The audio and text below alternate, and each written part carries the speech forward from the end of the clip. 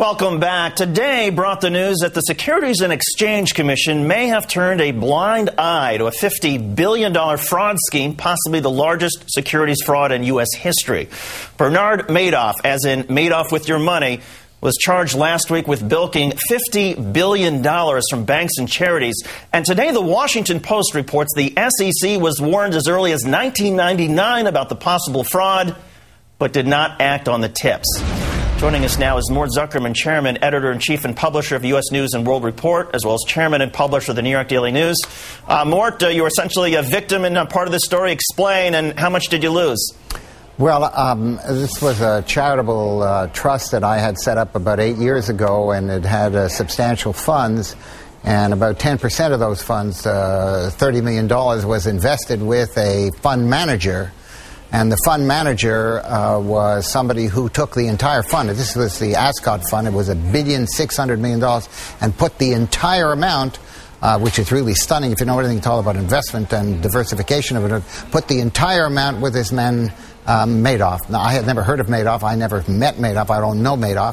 But this particular fund manager put the entire amount in the hands of Madoff. And, of course, when he went upside down, everybody in the fund lost their entire investment. And this charitable institution, not the only one I might add, a number of them, lost a substantial amount of money. In this case, $30 million, which was intended to be devoted to charitable purposes. And many other charitable funds lost vast amounts of money. So this is a really a sad event, not only in terms of the people who were wiped out, but of the many people who could have benefited from the charitable institutions whose endowments were dramatically reduced or, in some cases, wiped out. Well, in addition to the whole situation being so sad, it must make you personally quite angry.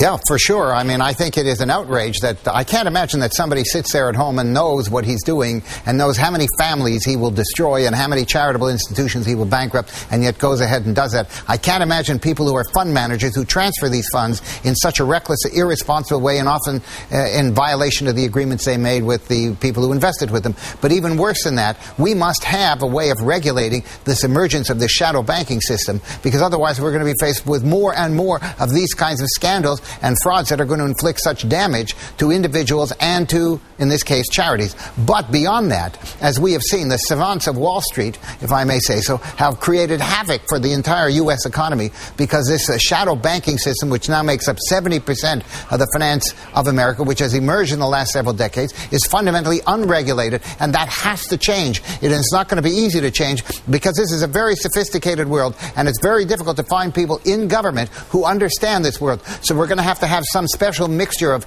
public and private people who understand this world and can do the kind of regulation to protect innocent people, innocent charitable organizations, innocent investors, and in broad terms, the whole financial health of the American economy.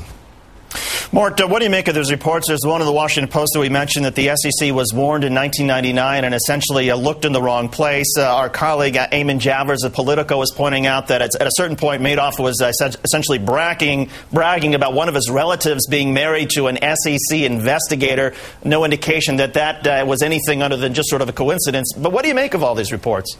Well, you know, this is the kind of issue that when you come up with later on, it just makes your teeth gnash, because who knows what he could have found out had that particular investigator been persevering enough and knowledgeable enough to know what to look for. I can't imagine that anybody who works for a public authority would not have seen that this man literally had false transactions listed every month that he sent out to his investors, and it was taking money through this more or less Ponzi scheme. It just is absolutely mysterious to me, unless somebody just was sort of some bureaucrat who just sort of walked past the real problems and didn't really get into it. And that, unfortunately, happens too often when this seems to be a casual event instead of something that turned out to be very serious. So you have to have some kind of rigorous regulatory approach here, where everybody has to go through the right kind of regulatory review to make sure that they had the legal and the accounting support, which this man Madoff simply lacked. I can't believe that somebody didn't notice that when they went into his organization in 1999. It just beggars the mind.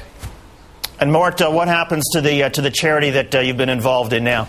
Well, we lost 10% of our assets, and somebody whom I believe I know, who was associated with the charitable fund will make up the difference at some point. But it's really sad because we had a lot of wonderful programs dealing with cancer care, dealing with cancer research, dealing with education, dealing with student fellowships, and it's going to be restricted for a while. And that's really sad because that was the purpose of it. And it makes me sad because I've really had the pleasure of being involved in these charitable things. And I'm not the only one. Believe me, there are many people who are much more seriously damaged. And it's going to hurt a lot of people because these charitable organizations have lost big pieces of their endowment. Mort Zuckerman, Chairman, Editor-in-Chief, and Publisher of U.S. News and World Report, also publisher of the New York Daily News. Mort, thanks for coming on tonight. We appreciate it. My pleasure.